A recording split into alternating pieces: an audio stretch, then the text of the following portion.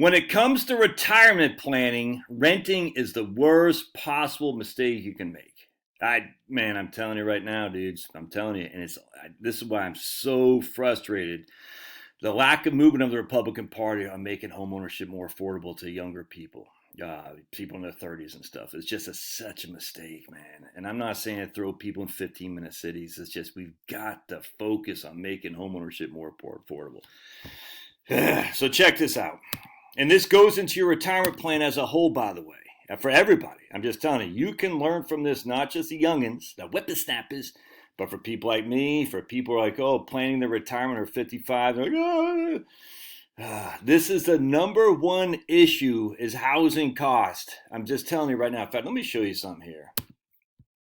Right here. The majority of, let's see, right here. Real estate assets across wealth percentile. All right, so the bottom 50% own 10% of all real estate, maybe 12%. The next 40% own about 40% or so. So about 50% or so. So the bottom 90% of the wealth percentile groups, the bottom 90% own 62% of all real estate in the United States. All right. Now, if you come up here, what are the bottom 90% own in terms of assets, which is equities? They own 15%. You see that? Real estate is a substantial position for people's overall net worth. I can't stress this enough. Check this out. Contribution to December 2024, 12-month percent change in CPI. Housing, right here, by far and away the highest change in pricing for CPI. And again, I talk about it in my book right here, which I think is a lot of that suspect for homeowners, but certainly not for renters. So if you're worried about inflation, the first thing you got to do is get your housing costs in order. And the way to do that is to have your house paid off, right? Frankly, it doesn't even matter if it's paid off, but it frankly does. But at the end of the day, if you have a fixed rate mortgage, your housing costs are not representing 65% of your inflation because your mortgage is fixed. The only thing that's really changing would be the price of your real estate taxes and homeowner insurance. And while those might be going up, they're certainly not a significant percentage of your overall spending in terms of 50 to 60%. You're not spending 60% of your spending on homeowners insurance, maintenance. You're just not doing that, and just property tax. You're just not. So anyway, that's a big deal. All right, but let's go to this right here. All right. Man, this really just frustrates me. No one. Housing 10, this is from BLS from 2018, Consumer Expenditure Survey. So I love the Consumer Expenditure Survey. I saw someone just post on X the other day, or maybe, I think it was X. They're like, the new BLS numbers are out. Maybe it wasn't X. Maybe it was just a financial plan thing I saw. I said, I hadn't seen the 2024 Consumer Expenditure Survey. I haven't seen it. I'd love to see it. I'm pretty familiar with BLS, but it's like, I don't know, man. I hadn't seen it, so I'd like to see that. I forgot who posted that. It's like, okay. Anyway, so this is from 2018 BLS Consumer Expenditure Survey. Housing tenure, annual expenditure. Now, this is just averages, so averages always skew upwards, just mind you, but still, this is just averages, but still we're going to use it. So what you're going to see is housing tenure, homeowner with mortgage, homeowner without mortgage, and renter. And these three columns right here, boink, boink, boink. All right, so we got 48,000 consumer units for renters, 48,000 consumer units for homeowners with a mortgage, and 34,000 homeowners without a mortgage. All right. The average income, mean is average, is 116,000 with homeowners with a mortgage, 66,000 with homeowners without a mortgage, and 48,000 for renters. That should immediately tell you something right there without even go deep into it. Homeowners with mortgage are families. That's a fact. People like me, rolled by Josh. I'm 55. My wife's 51.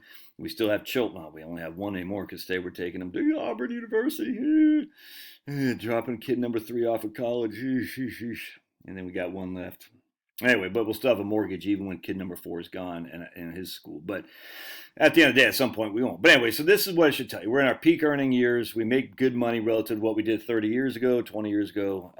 And we have a mortgage so we can afford to pay for the house. Or we have a mortgage so we can have a place to live with our children. We don't have enough money to pay the thing off.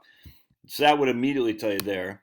Homeowners without a mortgage would be older people who have paid off a house, and it's just going to be that simple. Retirees, generally speaking, people in the late 50s, whatnot.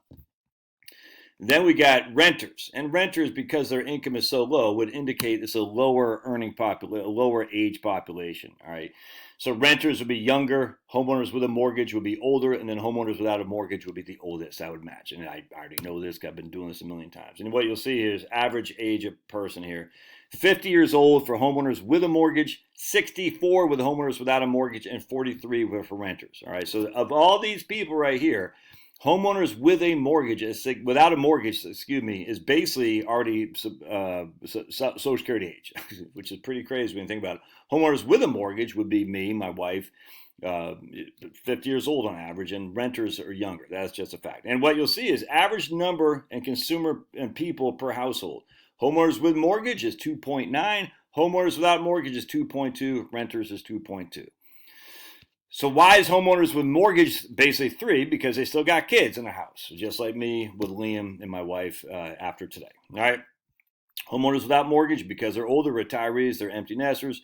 Renters are starting out. A lot of single women in particular are renters as well. A lot of single people are renters. A lot of people starting out in their lives are renters. Charlotte and I were renters for a couple years, and that would be that too. All right, but now what happens here? Let's keep going. Now we're going to look at expenses. All right, so expenses.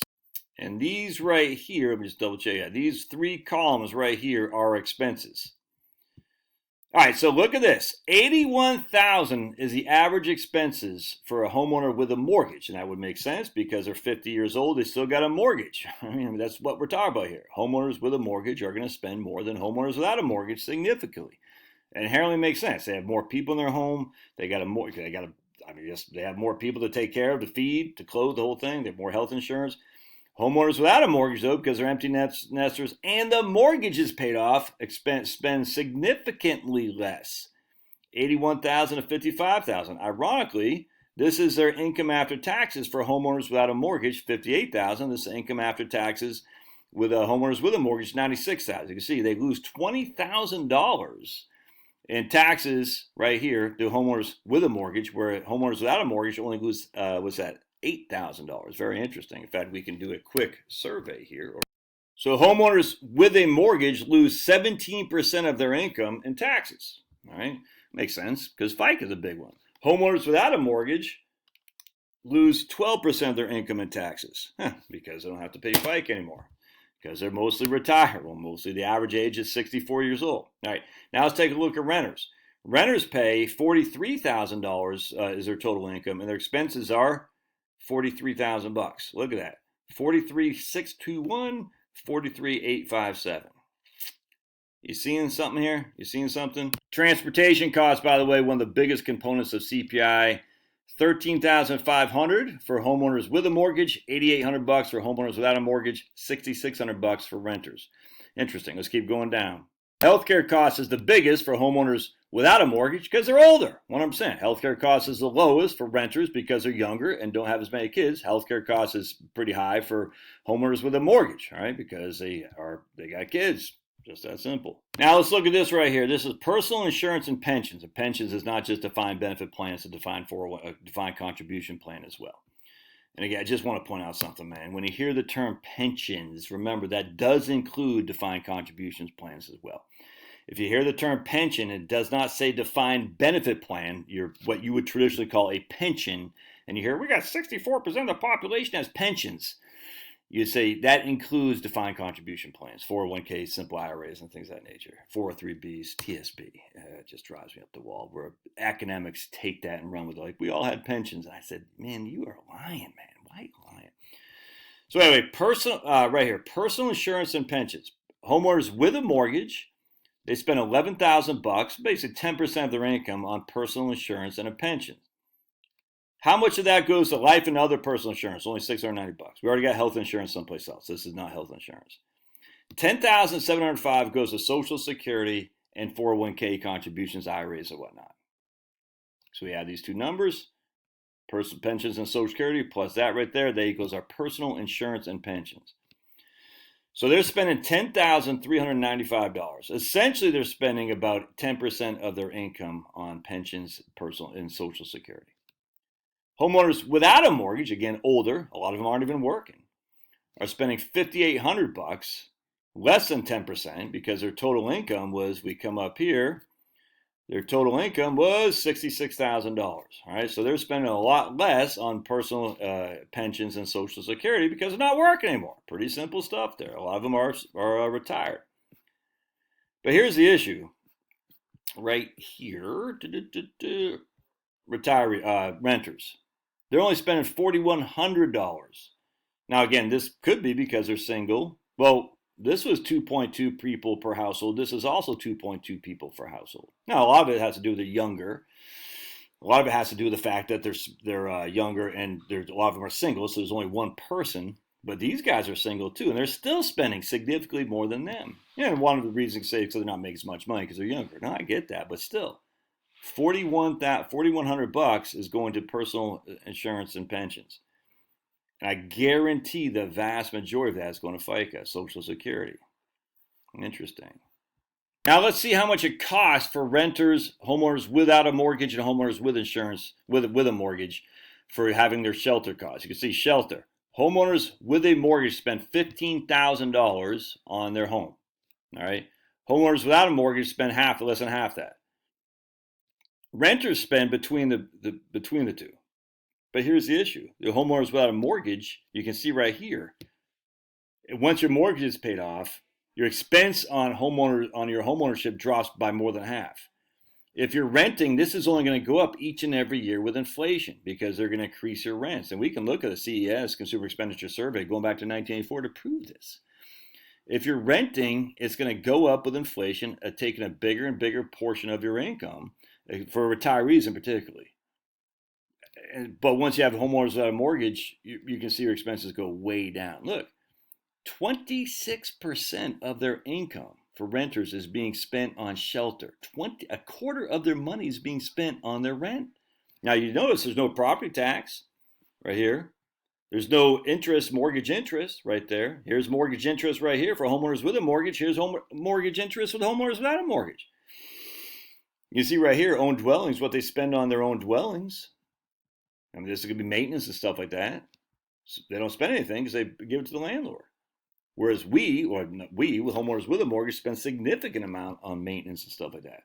And yet, you can see right here, mortgage interest. That's not good, man. I'm not maintenance. This is other owned dwellings right there, how much they spend for that right there. And you can see mortgage interest and charges, property tax. The point being is you've got to get more and more young people. And I'm not saying these little whippersnappers like, oh, homeless people. No, I don't care. The homeless people are homeless because they want to be. I'm talking about people who are working the job.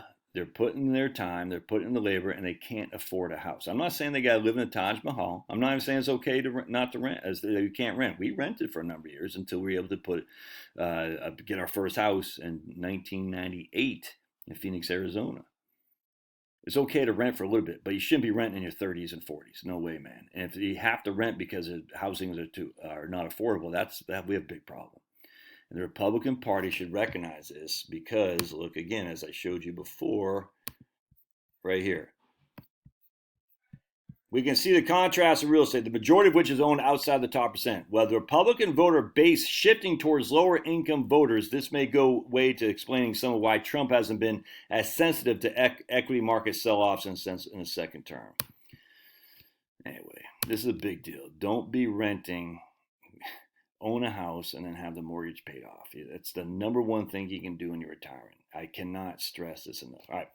God bless. Love your thoughts and let me know your comment. I mean, literally, what was your experience with this? Am I right? Am I right here? I guarantee you, I rent it. You'll get people say it. Let them understand. This isn't all inclusive. Like every single person rented is broke in retirement. It's not saying that. Don't stop.